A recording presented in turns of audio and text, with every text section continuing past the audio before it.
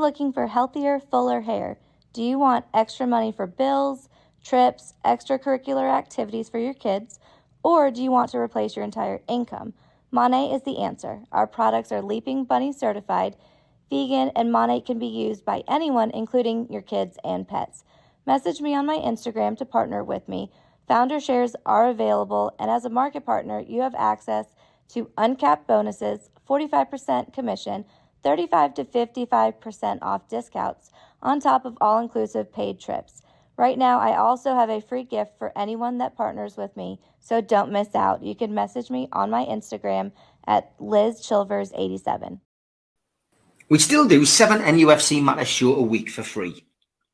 But if you want to help support NUFC Matters, then there are a few ways of doing it. Hit the like button on each live broadcast and video. This helps the channel grow. Hit the subscribe button and select the all notifications bell so you don't miss a single show. If you want to help us financially, then you can join the channel using this button with the membership starting at $1.99 a month. Or you can drop us a donation in the chat using a super sticker. We're also looking for sponsors. If you'd like your brand advertised on the flyers for the show and featured during the ad break, then email John at nufcmatters.com to arrange today.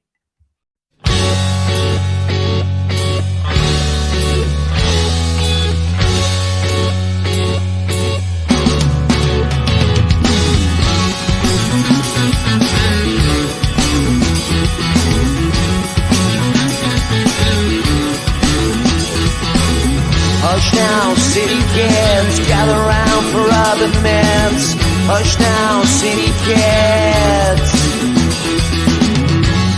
When it came to me after so long, I didn't have no choices in the streets where I was from. When I think about the pain, I didn't have no choices. I took what I had sworn. Hush now, city kids, gather round for arguments. Hush now, city kids. But you know, the wouldn't let you have it any other way. Good evening, welcome along to NUFC Matters. It is the Fans Forum on a Tuesday night, and a wet Tuesday night on Tyneside and Stateside. George is with us, Darren, Kevin, Spenny, Martin, Magnus and Alan, and of course you in the chat. We've got an hour to talk about things Newcastle United. And Paul Mitchell, George, no relation, I've been told, to you or your Neil, but he's come in. He's not a relation to Grant or Phil either, is he? From EastEnders. But we have got a new director of football. We were talking about him before we came on air there, and you really do think it's a good acquisition for Newcastle and a great replacement for Dan Ashworth. Well, more than that, it's getting rid of somebody who I've never cottoned onto when he came. I mean, I had doubts when Ashworth was appointed because it was a different appointment.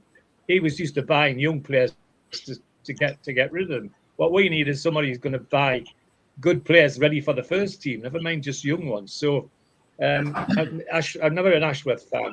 The other thing I was never an Ashworth fan was it was quite clear there was a rift between him and Howe.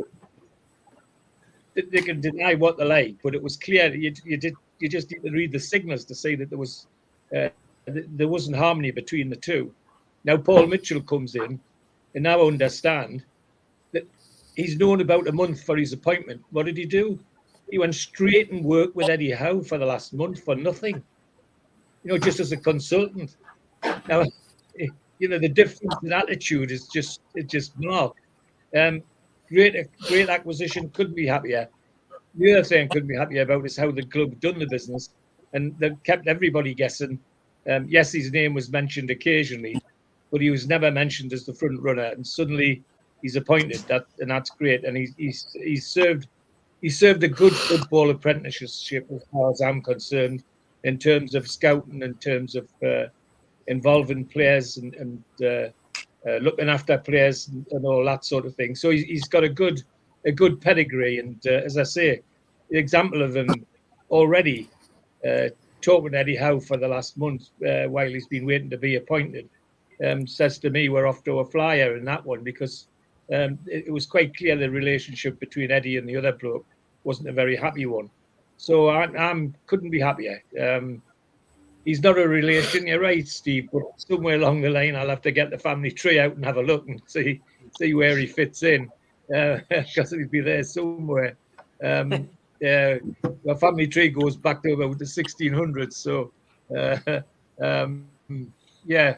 No, it's a great appointment. It's really not a lot to talk about in the sense that for me, because A, it's a great appointment, B, it's been done very well, and C, he's already demonstrated that he wants to work with Eddie Howe. And that there might be different jobs, but at the end of the day, if the manager just doesn't like what's coming into his team, into his squad, you're on a loser before you start. So no, I couldn't be happier.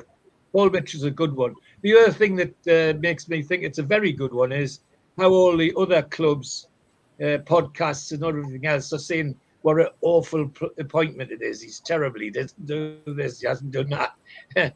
That's music to my ears because that's them realising, like Man U and others, that they should have been first in the queue instead of going for bloody Ashworth.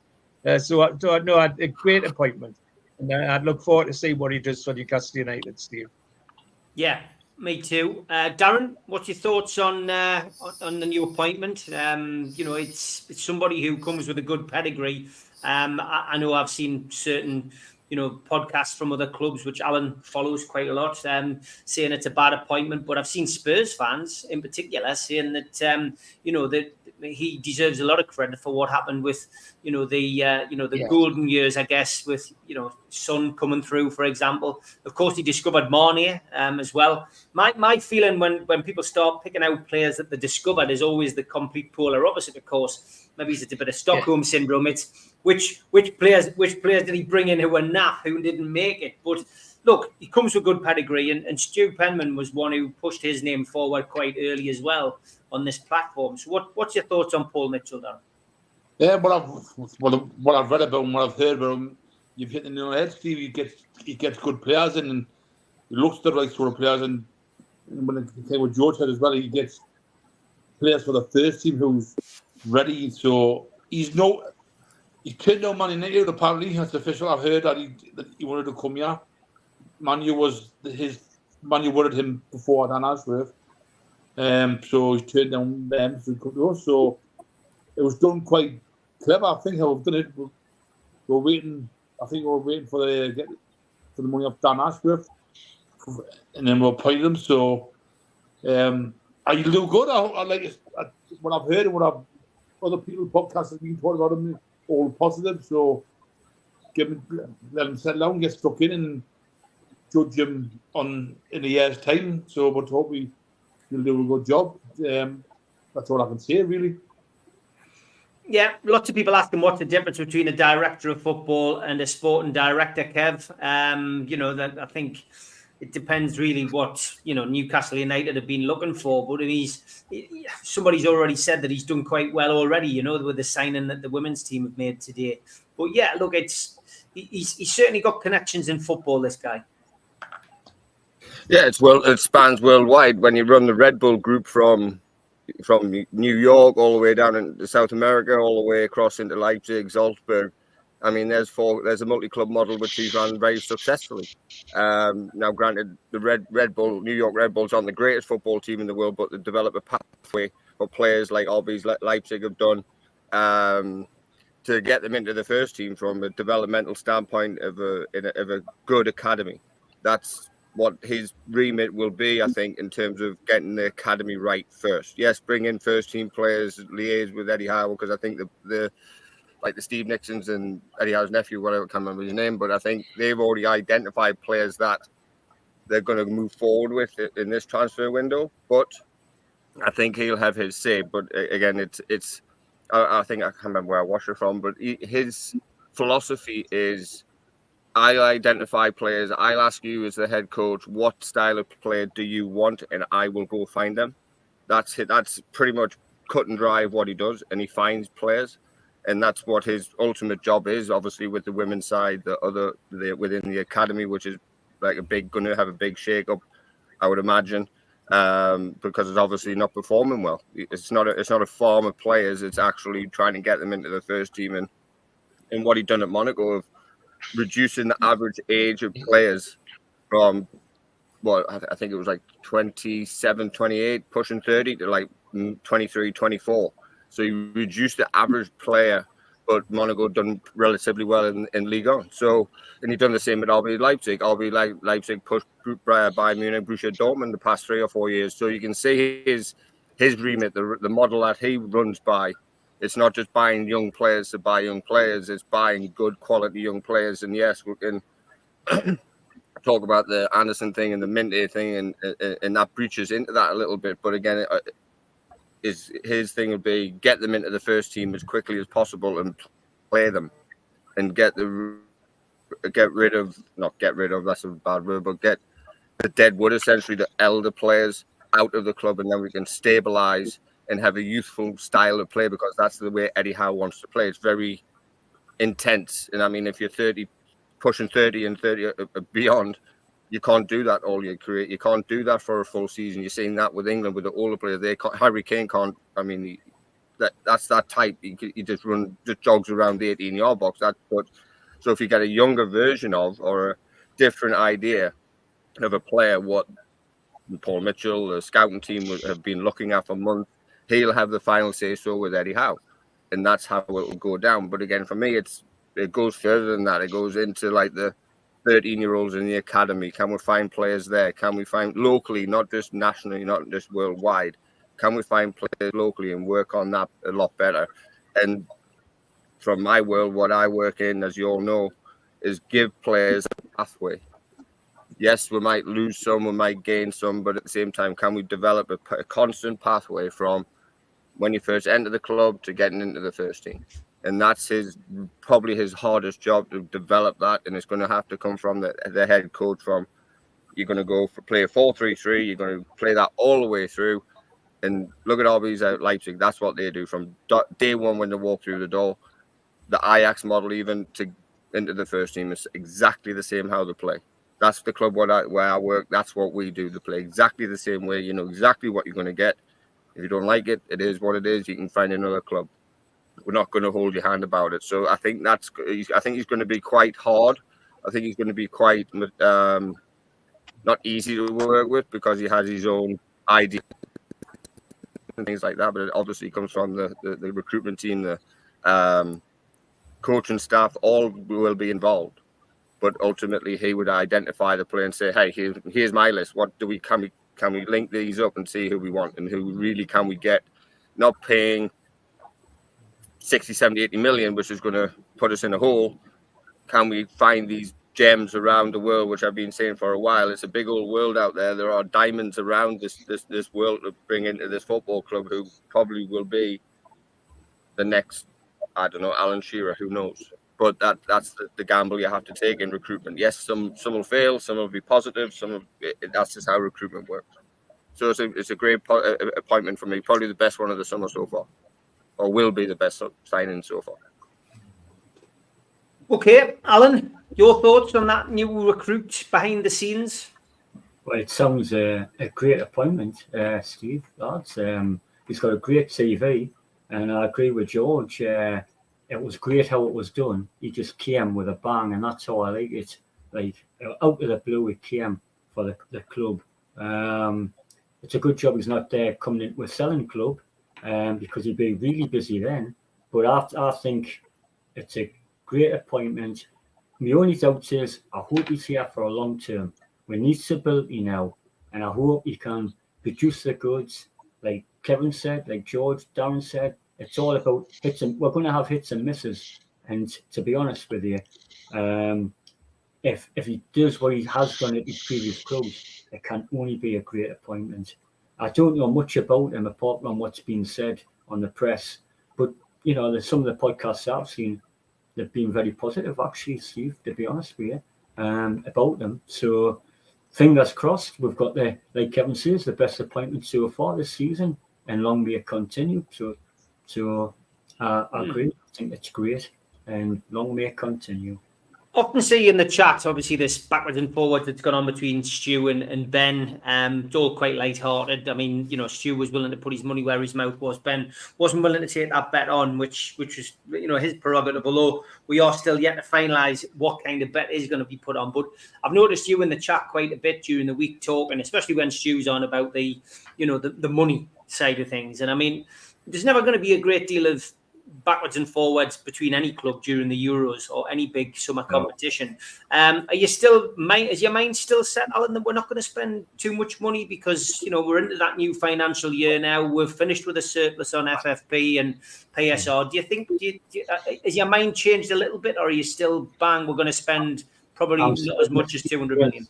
I'm still in the same mindset, Steve, unless we get rid of Wilson and Amron, because they're the ones that we've got to get, you know, like Kevin says, not rid of, but get, you know, sell. Because in my eyes, Steve, and until we get a club that turns over 500, 600 million a year, we will not be able to compete with the top six. So it's a constant renewing in the squad and getting better players, but this is where I totally agree with George, totally keeping our best players.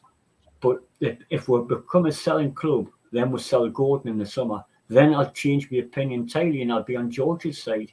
But until now, I think we'll only have 50, 60 million to spend unless we sell 2 or 3 players.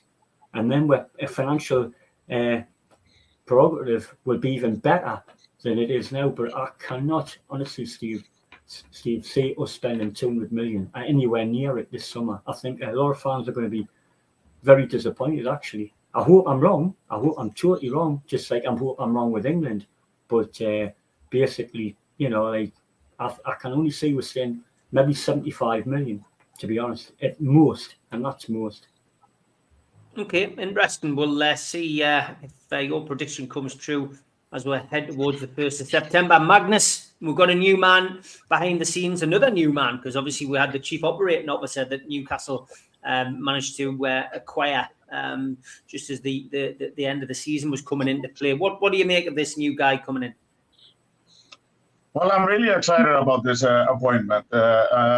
This is the guy that we were after, and I think more clubs were after him, and I think we've done a stellar job in landing the signature, because the best thing about the whole thing is we didn't get bullied. We didn't get our pants pulled down because of the Dan Ashworth case.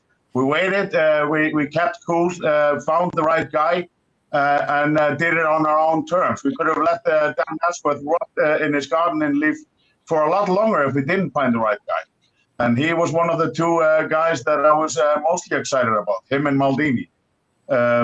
Especially because of his resume. I mean, we all know about Sadio Mane, and we know about the team that he built in Spurs. You know, this is Toby Alderweireld, there's Trippier, and there's Son. I mean, this is the team that came really close to winning the title in 2016, if I remember correctly. If Leicester hadn't been on fire and unstoppable, then they might have just won that title. So if this is signs of things to come, then I'm very excited and hopeful that this is a great appointment. I think he just fits the profile. He looks like he's quite a character. I mean, I haven't even heard him spoke, but I'm very excited about this appointment. And I'd like to add one thing. Since that Mark Jacobs and Stu are debating between 50 and 200 million spending, I want to take a wild guess and say we'll spend something about 125, somewhere in the middle. And just to wind things up, I can put my money where my mouth is if needed. I'd really like us to see us spending somewhere in between, meet somewhere in the middle, and get some decent players, hopefully from different parts of the world, because we have been building the team on an English foundation, which I am really happy about. This is English football, and to understand and build a good team, you have to have a certain knowledge and understanding on that only local players have. So and then with the odd gem that we can find abroad. We're probably going to be building also to the future, similar to what was already in place. So I'm hoping to see a lot more youngsters and building for future, regardless if we have to sometimes sell a few players or not. Okay, good stuff. Martin, your thoughts on the new acquisition? Yeah, I think I'm not sure who sent it. Might have been Spenny sent me some. There's something on YouTube I think we watched, and it was kind of like the early stages, but a lot of it was focused around his time in Monaco. And he did a lot of good work there, as was said from the lads on the panel. He reduced the age of the squad, brought in some real good young talent that's kind of gone on since then to the likes of PSG and some of the other bigger clubs in France. But I think he's got the pedigree. I think, there's two important things for me. One is the relationship that he has with the coach, because obviously I think you're right, Steve. Ashworth didn't have that, and I think that was there for everybody to see. There was obviously, Hell wanted to do it one way and Ashworth wanted to do it his way. So I think, look, as long as the two of those guys who are, in my opinion, central to the club, the recruitment and how we drive forward, that has to be the most important thing for me. So look, time will tell whether he delivers or not. I think he's, if you were to sit out there and myself and Kev or George were to sit down and go, right, name the top 10 football directors, I'd be lucky if I could name 2. So I think the fact that Man United fans are gleefully denying that they wanted him in the first place says to me that they did. And secondly, that apart from Spurs fans, I am mates with a few Chelsea fans, a few Spurs fans, a couple of City fans, different podcasts that I do has a mixture of fans. They've all come back and said, Jesus Christ, lads, you played a blinder there. You got rid of Ashworth and you got a better model. So I'll take that it's getting a little bit of a reaction from other fans. But I think the important piece is the relationship. I think the second piece for me, and to link on to the what will we spend, what won't we spend. A, nobody knows. B, I trust what the club are doing. And secondly, or thirdly, we won't hear a thing about it like we didn't Mitchell. So sit back, relax, enjoy the dream, and what we get, we get. Go on, George. We've already spent £40 million on Lewis Hall. So I think if my guess, I know Stu is touting 200 million. I think we will definitely spend over the 100 mark, but I think it'll be 2 to 3 key players. I don't think it'll be 4, 5 or 6 players coming in. I think it'll be 2 or 3 good first team players and probably a young striker. We've got 125 off Europe and the league alone.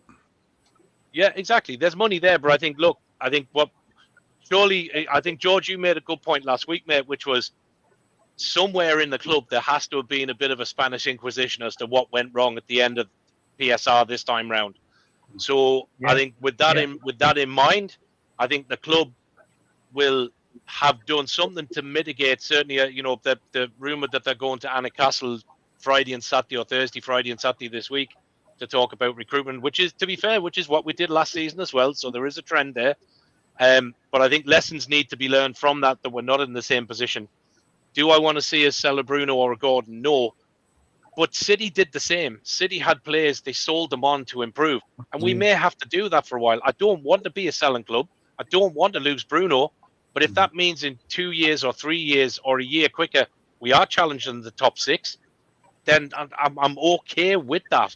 If it's an improvement in the longer term. If we're a selling club and we don't improve and we just become a mid-table, then I'm not up for that at all. If it's for improvement and it's the right thing to do and the club believe it's the right thing to do, then okay, we've just got to suck it up and sit back and pray that it is the right thing. But again, for me, we won't know.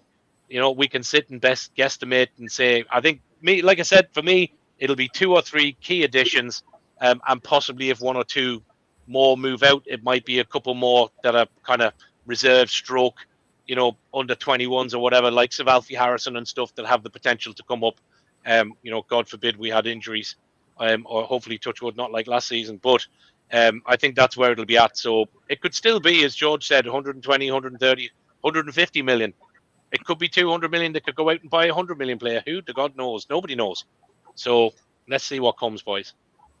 Yeah, we can all put a guest on and put a pint under. Nobody knows. It was 28 million for Hall. Yes, lots of people saying it was only 28 million for Hall when Darren said 40. But yeah, listen, I mean, Spenny, we'll come to you now. The appointment of Mitchell. It's you know, I'm more interested about what's going on with players, but you know, he does seem to have pedigree, the kid. Yes, he does. He's got a brilliant CV, but it's proof in the pudding, isn't it? He's in Newcastle now, so let's see how he does. He can be the best CV he's got. He could be anywhere, but he's got a job to do. And let's see how he can do it. That's all I've got to say about Paul Mitchell. And as for Stuart's thing about 200 million, I think that's a gross spend, actually. It's gone into the wages as well. It's not actually the whole 200 million spent on players. He's definitely got he's brought some young ones in with Southampton. I'm just waiting for the Pochettino links coming on for the next manager in Newcastle now, because he's had him in two clubs, hasn't he? He's had him in Southampton and Tottenham. Yeah. He brought him to Tottenham as well. Yeah. So that'll be the next thing that'll be coming on Twitter. How's jobs under Fred Pochettino, next manager? I wouldn't be surprised. But like I said, I'm looking forward. I think the club at the moment is focusing on selling players, trying to get everybody out, what they need to get out, and then get people in. I think there's deals done, near enough done, and agreed with clubs. You're just waiting for the finalising, because obviously the wage structures and all that we've got at the moment, the club needs dropping before we can even possibly get another 2, 3, 8 players in. So for me, it's just a waiting game the next couple of weeks or so. I think the other thing as well, despite some of the players who might or might not go, maybe not being involved, I don't think any clubs will really see major movement until after the Euros are finished. Yeah, it seems to be the same with every tournament, because agents are tied up. It's an open window. Players that are in the window looking for moves. There's all agent talk. Agents are at the Euros doing their deals and all these other places. So for me, I think it'll be another couple of weeks before we see any kind of real key movement. I think it'll be August before we start to see anything ramp up. It'll be after the Euros and when the Saudi window opens. Exactly. It'll be the first week of August, Spenny. It'll start to ramp up, and you'll have that until 1st of September. So for me, it'll be 3 weeks for us where you'll see a lot of comings and goings. I think, but it'll be August. 2 weeks ago, it's all just rumours, just publication. No one's been done yet. Only youngsters and people that are not in national teams might be making moves right now, but nobody that is in those big tournaments, Copa America and Euros, are going anywhere until afterwards. Yeah. Agree, Magnus. Agree. Just a quick one, but I mean, obviously, Magnus, you've said 125 million. That's what you would think we might spend. Alan, what did you say? 75 tops. 75 tops. I'm going to go for 150 million, I think, but there'll be outgoings to make that work. So I think 150 million is what I would see Newcastle spend this summer, and I think you'll get some quality in for that kind of money. What about you, Martin? What did you say? Yeah, I think similar, Steve. I think we'll still see 1 or 2 outgoings. I think, I think the likes of, again, with Saudi League opening and stuff like that, I still wouldn't be surprised to see the likes of Miggy and Wilson go. Although Howe was talking about wanting to keep Wilson, but I think it's time to move him on. So I think there'll be 1 or 2. I don't think it would be those 2 for me. I don't think you'll see anybody else kind of first team wise. But I think those would be the 2 I would expect. What about Trippier? There's a lot of talk on Tyne side of Trippier staying now, Magnus. Apparently the house he was in was up for sale, but he's bought another one further in. So, all right. And sorry, Steve. Rumor is, I think. Go on, George. Bending over backwards to keep it. Bending over backwards to keep it is my understanding. Guys, may I ask you one thing? Not just his career. Yeah, I think the main focus will be how much the right winger is going to cost. That's what's going to come. It's going to be 60 or 70 because that's the main focus at the moment. What we're going to spend all our money on. Spenny, what do you think we'll spend? I think we spend 200 million gross. That's including wages. So you're looking at maybe a 60 million right winger, a couple of 40 and then maybe a 20 and a 30. Yeah. Okay, Kev? I'll go around 100 million. I think we'll not go for the big blue chip players, but I think we'll go one level less. There might be one blue chip player in there, but I think there'll be younger, better quality players than that we have that nobody knows about. So I think about 100 million, maybe a little more. All right, Daz? 150, I think. Okay, and George?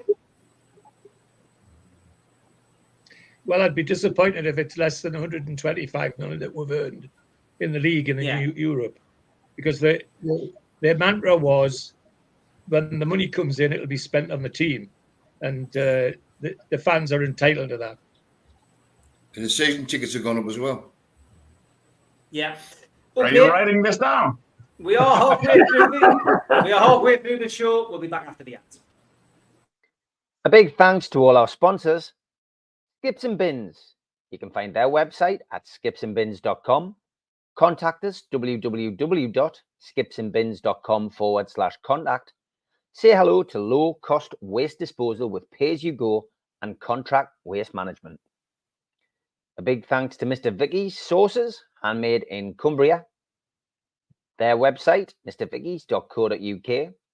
Email info@mrvickies.co.uk. Telephone 01768 210 102. Thanks to United Group Travel. They are the Travel and Tourism Award winners in 2024. Their website, www.unitedgrouptravel.com. Email beverly.ugtl@gmail.com or telephone 01670 632 460 or mobile 0791 666 4174. Just £30 per person deposit. There are no strangers on our tours, just friends you haven't met yet. A big thanks to Media Arts. You can find them at www.media-arts.co.uk. And don't forget, we are a podcast. You can find us on iTunes or Spotify or other podcast providers. If you want to help the channel grow, then hit the like button, the little thumb underneath the video, click share and share to your social media, or join the channel for as little as $1.99 a month. If you want to take out a one-off payment membership, go to nufcmatters.com and hit membership. And for a £25 fee, you get a scarf, a cup, a pen, and a membership card. You can also put a smartphone over the top of this QR code. It'll take you straight there. And don't forget, we also help the food bank on this channel. nufcfansfoodbank.co.uk is a website where you can make a virtual donation today. Get yourself along to this event. Support Danny Mitchell's event. It's an evening with Martin Johnson. It's the 21st anniversary of the celebration of the Rugby World Cup. 3-course meal, coffee, 07817 412 524. And that is in aid of the Dean Fox MND Foundation. End of season due is on the horizon, 20th of July. Tickets from nufcmatters.com or newcastlelegends.com for a tenner. All money going towards Dementia Matters. Supermac, Gibbo, George and the Long Sands are the entertainment. And Gibbo is at the Gateshead Leisure Centre on the 2nd of August with Rob Lee. And you can get tickets for that price of £30 at gatesheadleisurecentre.co.uk. And going to talk about the Sela Cup now. And the Sela Cup is a friendly, two friendlies that are played at St James's Park in the week before the season kicks off. Seen some positive stuff about this, also seen some negative stuff, but there again, it is Newcastle United we're talking about here.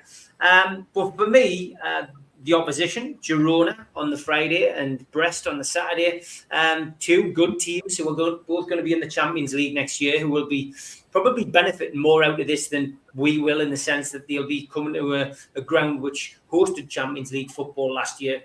But on top of that, the club listened they have reduced the ticket prices from last year's prices, making it more affordable for families and people want to take their kids to the game. The games take place Friday the 9th of August, Saturday the 10th of August. Of course, the added attraction, I guess, for a lot of people will be that the Stack probably will be open then as well. So there'll be a chance to go and sample the Stack pre-match. But for me, I think this is a great idea.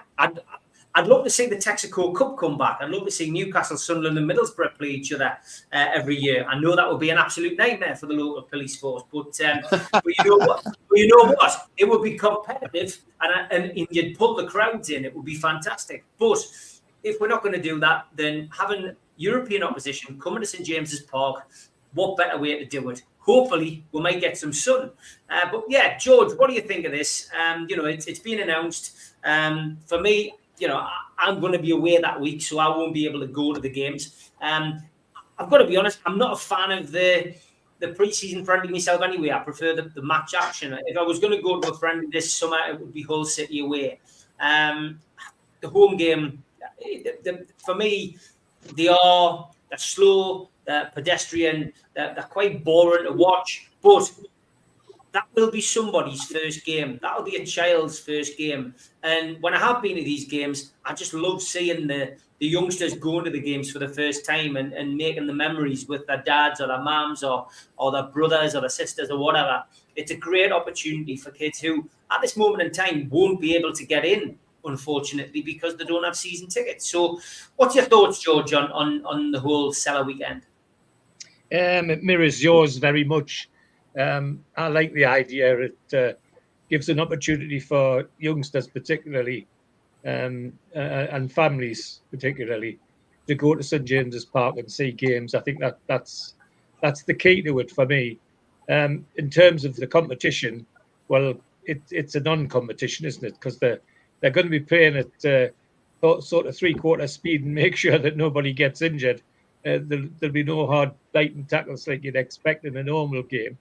But I agree. It's a fantastic opportunity, particularly for kids who haven't been to St James's before. And I'm conscious of the fact that, having been going since I was 4 years of age, what a privilege that's been. And there will some starry-eyed kid might just get switched on, and lots of others, so that it renews the fan base, if you like, and that's got to be important for us as well. Because nowadays, I like the way people are talking about, recruiting locally. Recruiting locally now is hard work. Places where you used to get kids' teams, you don't get them now. I mean, my school at Burnside, when I was chairman of the governors, we used to win everything in the area for schools. We haven't even got a bloody team now.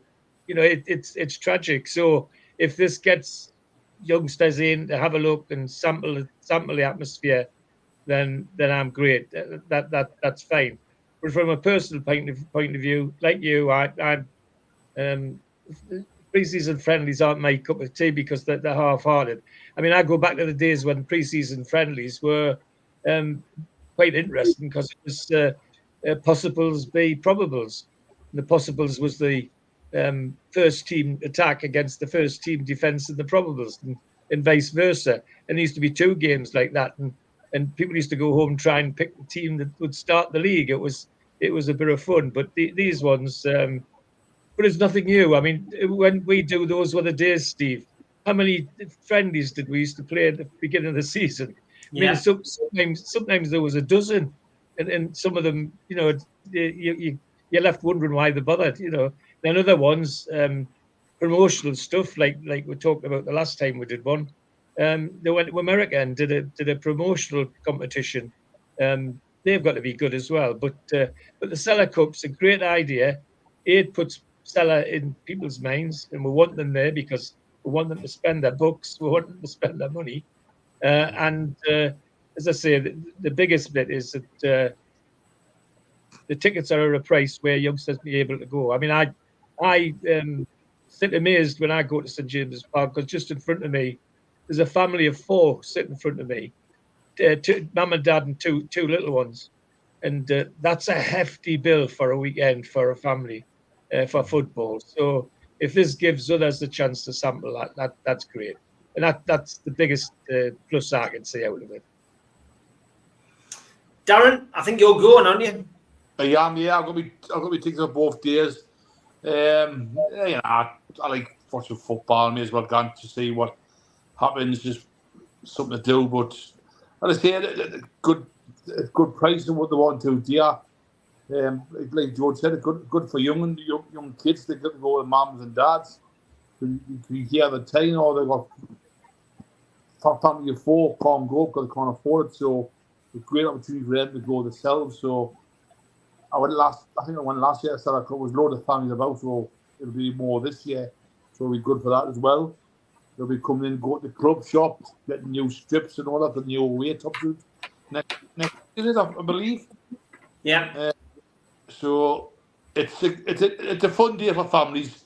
Then go to the club shop, buy Newcastle United merchandise and all that, then go to the game, spend money. So it's a win-win for the club, I think. Good price range for families. Yeah, Kev, lots to be positive about, and the stack will be opening, as people have mentioned. People will be going to go to buy stuff at the club shop, but it is that opportunity for kids to go to the game, isn't it? And somebody's just mentioned as well, it's a chance for members to go who probably won't be, successful in the lottery. Absolutely, and can agree with both Darren and George and yourself that it gives opportunities for those that won't get there.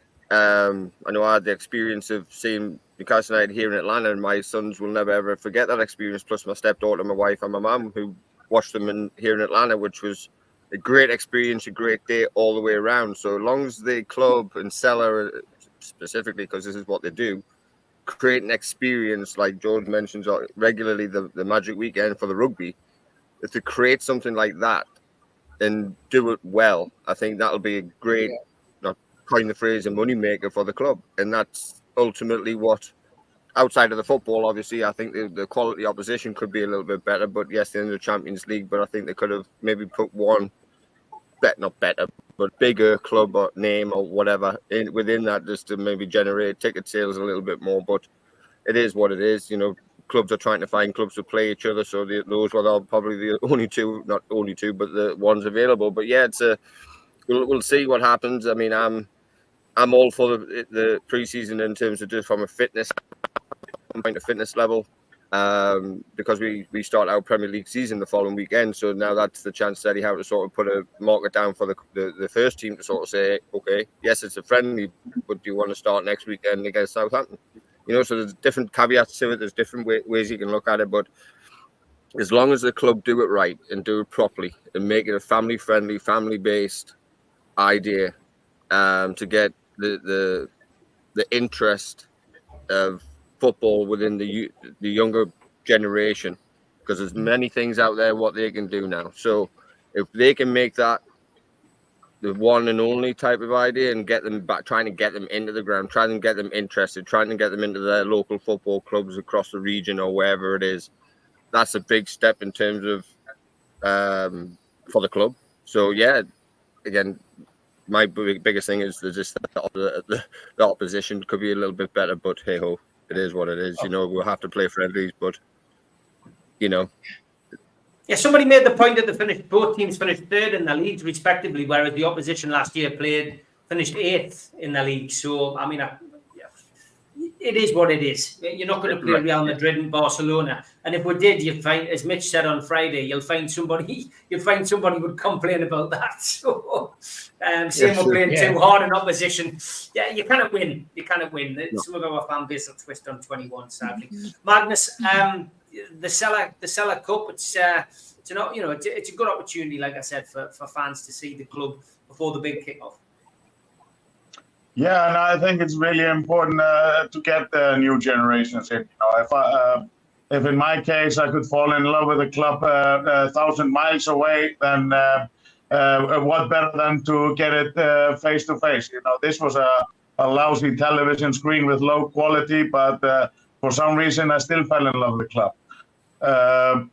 I think I don't think the opponents are anything bad. Was it? You said Girona and who else? Brest. Brest, okay. Girona, I mean, were the dark horses of the Spanish league, and they were leading the line for quite a while. Nobody really knocked off Barcelona and Real Madrid like that, and they were serious dark horses. I think this is an interesting opponent, to be fair.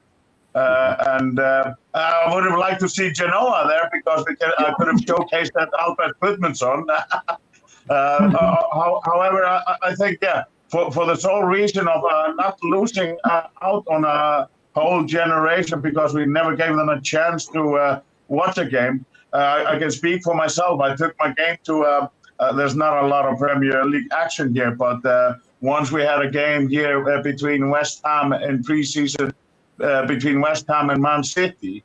And my son fell in love with City that day, and I am struggling to deal with that still. So it could have been worse. It wasn't one of the Reds, you know. Yeah. What we say here is better to be dead than Reds. However, yeah, I think it's very exciting to get it, and this is a part of generating money. You know, those youngsters that might get the chance to see their heroes on the day are going to be future buyers of a shirt. In my case, I couldn't wait to get a shirt after I sort of noticed the club and decided that this was my club. And the first chance I got when I had saved enough money on my paper route or whatever else I was doing, I bought a shirt the first possible chance. So this all adds up. Young hearts, we need all the support we can get. And then, you know, even though lots of us have been supporting the club for a long time, there's always space for more, and we need all the support we can get. It's going to take kids a lot longer this year for the peer run for the tops. Very, very positive, as always, from Magnus. Alan, good idea to have the Sela Cup. Would you be going to it? No, I wouldn't be going as such, Steve, although I probably can. I've never been a fan of friendlies, but I kind of beat Magnus what he said, because it wasn't a friendly as such, but I remember 55 years ago in the dark ages going up to my first reserve game where there was only 1,000 people in, and I fell in love with the club. And for youngsters, and I'm pleased the club have taken notice, and the prices are low for families to go, because all of us are, dare I say it, middle-aged men, apart from Kevin and George, but, you know, like, you've got to remember when you first saw your first game, and for youngsters today, you know, going to the ground, and yes, the opposition might not be Real Madrid, but they'll remember it for the rest of their lives. And I think you've got to remember when you first saw your first game, and I couldn't speak highly what Magnus said before. I think it's great. Good on the club, like Kevin and all the lads have said. It's a money maker, but basically as long as they do it the right way and make it entertaining. And it's fitness for the youngsters and fitness for the team going forward for the start of the season. I've never been a real fan of friendlies, lads. I must admit, I can't get into it. I think the last testimonial, if not friendly, was Rob Lee, and I just could not get into it. But good for the club for doing it. And if we win the cup, we've won something else. Yeah, I would agree. Lots of breast jokes coming in again, guys. Keep it clean, please. Julie told you off the other night. Martin, again, it's a Sela Cup, mate. It's an opportunity for people to go, Martin.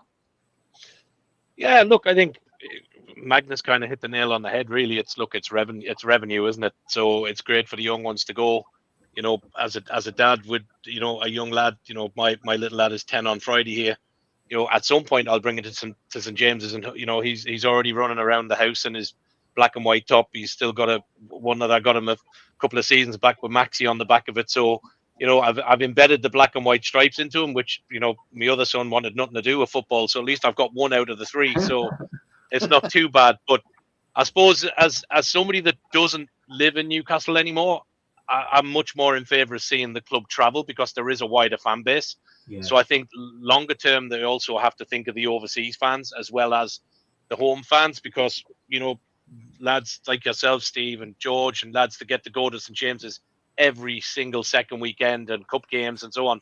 We don't have that away. You know, myself, Kevin, you know, Magnus, we don't have that. So for me, you know, from a point of a friendly, unless it's Shelbourne or Bohemians in Dublin, then I've no interest. But hopefully, you know, obviously I was lucky enough to see, you know, Newcastle come here a few times under Keegan and under Rafa at Carlton House and go down and watch the lads training, and a couple of good games against Shelbourne and stuff here in Dublin. So hopefully those days come back again. But the you know, game wise for me, you know, bringing my little lad probably for next season, it'll be like I did last time, which is going through corporate, because that's the only way I can get tickets. So it is more expensive, but at least, you know, I get to come and see a game, and hopefully, you know, as some of the lads have said, you know, that first walk up the stairs, whether it's the Gallagher or whether it's the Leases or wherever, you know, whether it's coming up through the paddocks and you see that green grass and that big, well, brand new Newcastle United sign, that's where it's all about for me when you're bringing the kids and stuff. So yeah, look, it's great for families, well priced, and listen, football is football, but yeah, I'd love to see them back in Dublin and travelling a bit around, so others who aren't as fortunate can see the lads in black and white. Yeah, well said. Spenny, Sela Cup, will you be going, mate, or are you giving it a miss? I don't go to the friendlies because I'll give it the opportunity other people go. That's why I don't go. Yes. Anybody remembers the first time they went to St. James's when you were a kid, when your dad took you or such and such? So them memories are made from them friendlies when you're playing at home. I think you've done enough travelling this season, this pre-season anyway. Australia, Japan, being in German training camp. I think we've got. It's nice to see the lads playing at home in a couple of games. Fair enough, it's not a very good attractive teams, but it still gives the young ones and the people around the area the chance to go. So that's why I don't go. But it's nice to see them drop the prices, like you said as well, which shows a bit of thought into the friendlies as well for the people who can't go all season and trying to get tickets. So for me, I'm all for friendlies for the people who can't get tickets during the season. That's what friendlies is about for me. Yeah, good stuff, and about blowing the cobwebs out. Okay, got about 5 minutes left. George, England, believe it or not, are in the semi-finals of the Euros. Which, none of the soap. There comes the negativity. Yeah. None of the I just want a prediction, lad. That's all I want to finish off. I just want a prediction. George. 2-1 England. 2-1 England. And will Anthony Gordon play, George? No, not a bloody chance.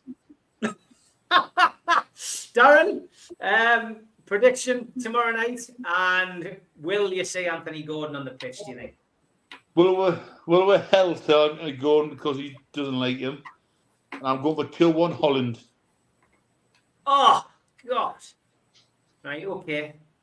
Yeah. Thoughts on this one? Sorry, I was trying to unmute myself. I really don't know. I'll go 1-1 after normal time, 2-1 after extra time, and Gordon will not see a minute on that pitch. Okay. Magnus, as an independent here, will England do it? Yeah. Will England get to the final? I'm sorry to say, I think this is the end of the road for England because of Southgate. He's just not brave enough, and one of the reasons is because Gordon is not playing. I think it's a 2-1 for Holland, and I'm really sorry to say so because my missus is English, so that makes my boys half English. So this is a 50-50 household that I live in, and I hope I'm wrong, but this is how I feel. Okay, Alan? 3-1 England. Yeah, 3-1 England, and I think Gordon will score. Alan, you've been drinking. 3-1 England. He's been drinking wine. Well, we have got the best team. Alan, you feel that well? We have got the best England team mismanaged so badly. We cannot be so badly mismanaged ever. Yeah. 3-1 England, and I think right. with our strength, we can steamroller them. Go on, Alan, lad. Go on. I'll have some Northern fried gin for that. Yes. We've just been so badly mismanaged. It's untrue. The players have just got to be let off the leash, man. And we can do it, But man. he's not doing it though, mate. He's not doing it. He's got to play all his favourites, so. Let's hope he changes. He's not, man. It's Southgate. Martin, are we gonna have to look at the Irish, Martin? Yeah, I haven't even got a mixed household here. I'm outvoted 4-1. Unfortunately, yeah, I think I'm kind of with Magnus and with Darren. I think it's the end of the road. Unfortunately, I think I get Alan's point, but I think I think just Southgate just doesn't have the balls in him to just go at it. I think he'll I think we've seen that from the Euro final last time. So unfortunately, I think it'll be tight enough. But I think Holland will just nip it. I think it'll be 1-0 to Holland, unfortunately. All right. Spenny? I've got a message for Southgate. Drop Harry Kane, because he's been crap. He's been the worst player in our England team all the way through. Absolutely. I'm going for a 2-0 win to England. Anthony Gordon to come off the bench and score the winner. All right, I'm going to go for an England win on penalties. So I do. No, he's done penalties again. He said penalties the last 2 games.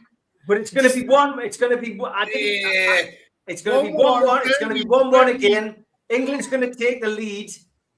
Netherlands are going to equalise, and then England will win on penalties. That's what's going to happen. The reason I said coming home. Always win against Holland in Covenants. We do. The only time we've got beat is in the Euros when no London played. Yeah, very true. So we will wait and see. Enjoy it. Tomorrow night is Talk of the Tune. Come on, Holland. And I have just recorded the very first Newcastle United NUFC Matters Worst 11 with Martin.